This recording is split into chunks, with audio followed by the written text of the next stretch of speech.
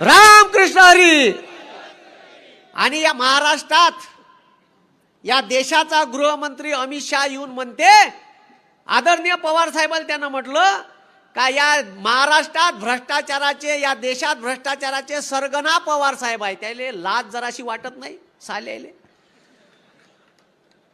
अरे ते मराठीत एक म्हण आहे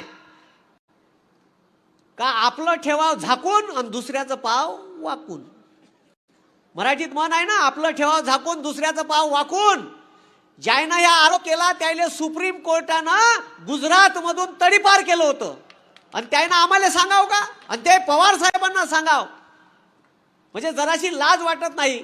अरे हे तर भ्रष्टाचाराचे ते स्वतः सरगना आहे. कसे आहे तर मी सांगतो. इलेक्ट्रॉल बॉन्डचा घोटाळा कोण केला? त्यानं केला. बरं